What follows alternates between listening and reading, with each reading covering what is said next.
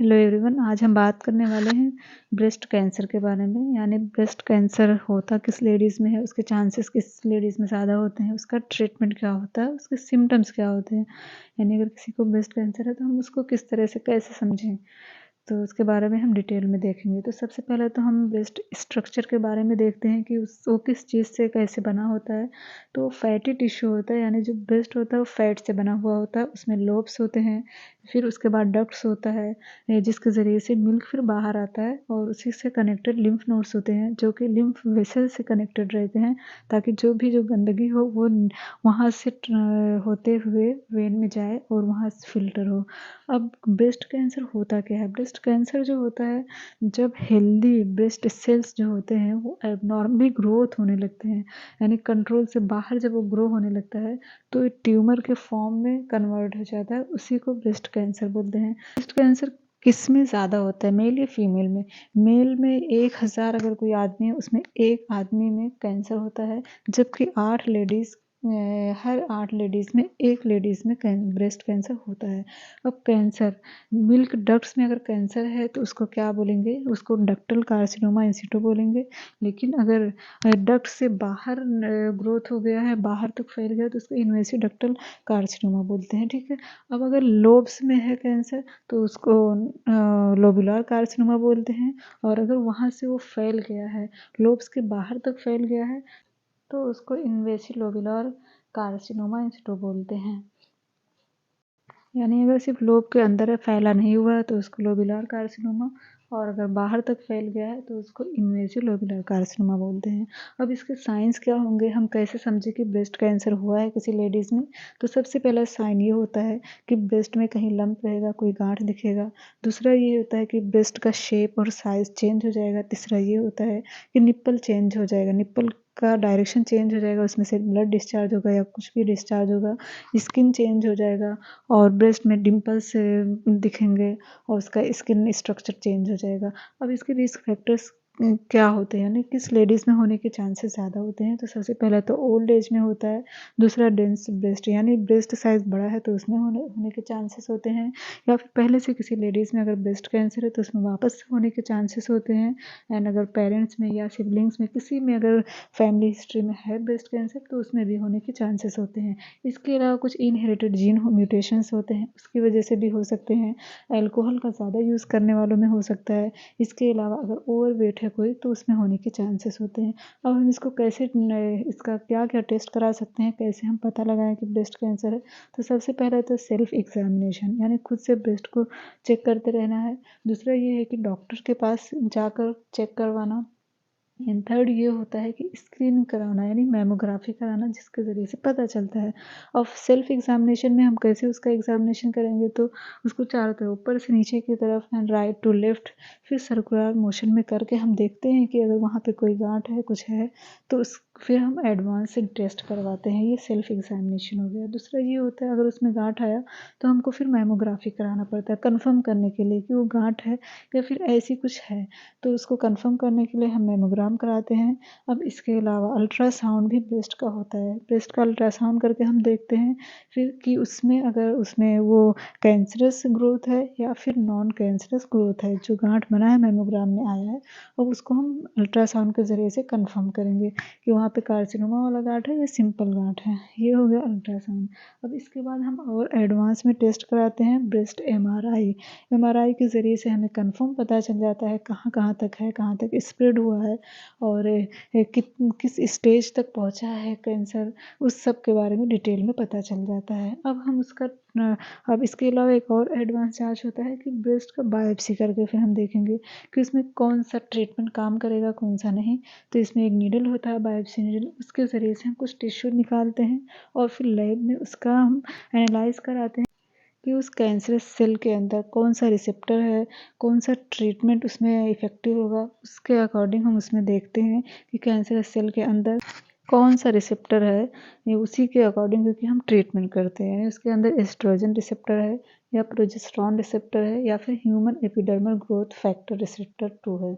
अब इसी के अकॉर्डिंग इसमें से जो भी रिसेप्टर्स अवेलेबल होगा कैंसरस सेल के अंदर जो पाया जाएगा उसी के हिसाब से हम ट्रीटमेंट करते हैं और ब्रेस्ट कैंसर का बिहेवियर उससे हमें समझ में आता है। अब हम इसके बाद ये देखेंगे कि नॉन इन्वेसिव किसको बोलते हैं, इन्वेसिव किसको बोलते हैं, ऐसे वो ये सब देखेंगे। तो नॉन इन्वेसिव जो होता है यानी डक्ट के अंदर या लोब्यूल के अंदर जो हो स्प्रेड ना हुआ हो उसको नॉन इन्वेसिव बोलते हैं। अब इन्वेसिव किसको बोलते हैं, जो डक्ट से बाहर फैल गया हो या लोब्यूल के अंदर बाहर फैल गया हो उसको इन्वेसिव बोलते हैं। अब रिकरेंट क्या होता है, रिकरेंट यानी ब्रेस्ट के अंदर पहले हुआ था उसका ट्रीटमेंट लिए ठीक हो गया उसके बाद वापस से हो गया।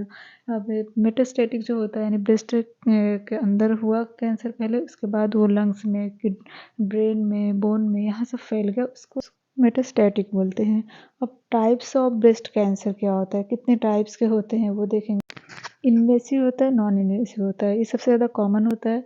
लेस कॉमन जो होता है इन्फ्लेमेटरी ब्रेस्ट कैंसर होता है, ट्यूबुलर ब्रेस्ट कैंसर होता है, कॉलॉइड ब्रेस्ट कैंसर होता है, मेटाप्लास्टिक ब्रेस्ट कैंसर, ये बहुत ही कम होता है। अब क्या होता है ट्रिपल नेगेटिव ब्रेस्ट कैंसर क्या होता है इसके बारे में देखेंगे। यानी कैंसर सेल के अंदर ना ही एस्ट्रोजन रिसेप्टर हो और ना ही प्रोजेस्टेरॉन रिसेप्टर और ना ही human epidermal growth factor receptor हो, ये तीनों अगर नेगेटिव है तो उसको ट्रिपल नेगेटिव ब्रेस्ट कैंसर बोलते हैं। ये बहुत इसका ट्रीटमेंट जो होता है इंटेंसिव होता है। अब इसके ब्रेस्ट कैंसर के स्टेजेस के बारे में देखेंगे। फर्स्ट स्टेज होते हैं यानी स्मॉल साइज में हो ट्यूमर, सेकेंड स्टेज में बहुत बड़ा साइज में हो, थर्ड स्टेज में वो स्प्रेड हो रहा हो और स्टेज 4 में हर जगह फैल गया हो दूसरे ऑर्गन में। अब ग्रेड्स ऑफ ब्रेस्ट कैंसर के बारे में देखेंगे। ग्रेड 1 जो होता है यानी वो नॉर्मल सेल के मिलता जुलता ही होता है। ग्रेड 3 में जो होता है नॉर्मल सेल्स से बहुत ही अलग स्ट्रक्चर में हो जाता है वो सेल्स, सो ग्रेड 3 में हम काउंट करते हैं। अब ब्रेस्ट कैंसर को कैसे ट्रीट किया जाए तो उसको हम टाइप एंड स्टेज के हिसाब से ट्रीट करते हैं। यानी किस टाइप का है, ये इन्वेसिव है नॉन इन्वेसिव है, किस ग्रेड का, ग्रेड 1 ग्रेड 2। ब्रेस्ट कैंसर को ट्रीट किया जाता है सर्जरी के थ्रू, रेडिएशन थेरेपी के through, chemotherapy and hormonal therapy and इसके अलावा कॉम्बिनेशन थेरेपी के ज़रिए से ट्रीट किया जाता है। सबसे ज़्यादा ट्यूमर को जो होता है सर्जरी के थ्रू रिमूव किया जाता है। इसको लम्पेक्टोमी बोलते हैं, यानी सिर्फ लम्प को काट करके बाहर निकाल दिया जाता है। और सिंपल मैस्टेक्टोमी जो ये हो गया, या तो सिंपल मैस्टेक्टोमी होता है यानी ब्रेस्ट को ही डायरेक्टली निकाल दिया जाता है पूरे ब्रेस्ट को। इसके अलावा मॉडिफाइड रेडिकल मैस्टेक्टोमी यानी इसमें ब्रेस्ट के शेप को तो प्रिजर्व किया जाता है, उसके साथ सिर्फ कैंसरस सेल को निकाला जाता है। प्रोफाइलेक्टिक मैस्टेक्टोमी जो होता है यानी इसमें एक ब्रेस्ट में हुआ है तो दूसरे ब्रेस्ट को भी कट करके निकाल दिया जाता है ताकि वो वापस से ना हो। अब मैस्टेक्टोमी विथ रिकंस्ट्रक्शन क्या होता है, इसमें ब्रेस्ट को कट करके निकाल दिया जाता है फिर उसके शेप को रिपेयर किया जाता है, ये हो गया। सेंटिनल लिम्फ नोड बायोप्सी यानी इसमें ब्रेस्ट के आसपास के जितने भी लिम्फ नोड होते हैं उसको भी कट करके निकाला जाता है। और फिर एक्सिलरी नोड डायसेक्शन जो होता है इसमें एक्सिला यानी एक्सिलरी नोड को कट करके निकाल दिया जाता है ताकि स्प्रेड होने के चांसेस एकदम ही कम हो जाए।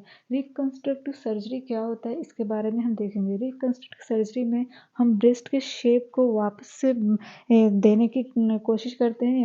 ये हो गया सर्जरी के बारे में। अब रेडिएशन थेरेपी क्या होता है। रेडिएशन थेरेपी जो होता है कैंसर सेल को किल करने के लिए हम एक एनर्जी यूज़ करते हैं। मोस्टली जो होता है सर्जरी या फिर कीमोथेरेपी के बाद ही इसको प्रीफर करते हैं। अब कीमोथेरेपी क्या है उसके बारे में हम देखेंगे। कीमोथेरेपी जो होता है ये आईवी के ज़रिए से हम इन दवाओं का यूज़ करते हैं ताकि वो कैंसरस सेल को ग्रो ना होने दे और स्प्रेड ना होने दे, उसके लिए यूज़ करते हैं। इसमें 3 तरह के कीमोथेरेपी दिया जाता है। एक न्यू एडजुवेंट कीमोथेरेपी होता है, एक एडजुवेंट थेरेपी होता है एंड थर्ड जो होता है पैलेटिव कीमोथेरेपी होता है। इन तीनों के ज़रिए से हम कीमोथेरेपी करते इसी को कीमोथेरेपी बोलते हैं। अब इसके अलावा जो होता है हार्मोन थेरेपी भी होता है। ब्रेस्ट कैंसर के लिए हार्मोन थेरेपी होता है। अगर एस्ट्रोजन रिसेप्टर है तो एस्ट्रोजन हार्मोन का यूज़ करते हैं, अगर प्रोजेस्टेरॉन रिसेप्टर है तो प्रोजेस्टेरॉन हार्मोन का यूज़ करते हैं। इसके अलावा अगर मेटास्टेटिक कैंसर सेल उसके अंदर मौजूद है तो भी हम हार्मोन थेरेपी का यूज़ करते हैं। अगर मेटास्टेटिक कैंसर सेल उसके अंदर नहीं है तो फिर हम हार्मोन थेरेपी का यूज़ नहीं करते हैं। इसी तरह से progesterone progesterone receptor, estrogen receptor वो सब रहेंगे, पॉजिटिव रहेंगे तो ही हम एस्ट्रोजन हार्मोन का, प्रोजेस्टेरॉन हार्मोन का यूज़ करते हैं। अब टारगेटेड थेरेपी क्या होता है इसके बारे में हम देखेंगे। टारगेटेड थेरेपी ये होता है कि हम इसमें ऐसी दवाएं यूज़ करते हैं जो जाके सिर्फ कैंसर सेल के ग्रोथ को ही रोकता है, उसको बढ़ने से उसको फैलने से, इधर उधर स्प्रेड होने से रोकता है, उसको यानी वहीं पे उसी जगह पे किल कर देता है। इसके लिए हम ये इस ट्रीटमेंट का यूज़ करते हैं। इसके साथ ही साथ इसमें कुछ इम्यून सिस्टम सेल्स होते हैं जो कि जाकर कैंसरस सेल पे ही अटैक करते हैं, उसी को कंट्रोल करते हैं, उसी को स्प्रेड होने से रोकते हैं। इसके अलावा टारगेटेड थेरेपी के साथ साथ हम कीमोथेरेपी का भी यूज़ करते हैं ऐसे केसेस में। अब इसके बाद हम देखेंगे कि मेटास्टेटिक ब्रेस्ट कैंसर क्या होता है। यानी ब्रेस्ट कैंसर सेल्स जो होता है ब्रेस्ट के अंदर से वहाँ पे पहले हुआ, वहाँ से स्प्रेड होकर ब्रेन तक पहुँच जाए, लीवर तक पहुँच जाए, बोन्स तक पहुँच जाए या लंग्स तक पहुँच जाए, उसको मेटास्टेटिक ब्रेस्ट कैंसर कहते हैं। मोस्टली ज़्यादातर लीवर में सबसे पहले स्प्रेड होता है, उसके बाद उसी हिसाब से बाकी सब जगह स्प्रेड होता है। अब मेटास्टेटिक ब्रेस्ट कैंसर के पेशेंट्स कितने दिन तक ज़िंदा रह सकते हैं, तो 5 to 10 या फिर उससे भी ज़्यादा सालों तक ज़िंदा रहते हैं एडवांस ट्रीटमेंट के साथ।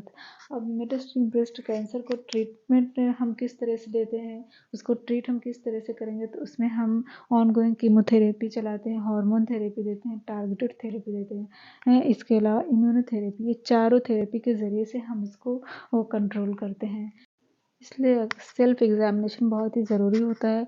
आप सेल्फ एग्ज़ामिनेशन करें और अगर थोड़ा-सा भी छोटा हो या बड़ा हो, किसी तरह का भी अगर लंप या कोई ट्यूमर समझ में आता है कि उसमें है, तो आप ज़रूर डॉक्टर से कंसल्ट करें, वहाँ पे चेकअप कराएँ, उसके हिसाब से आप टाइम पे अपना ट्रीटमेंट लें।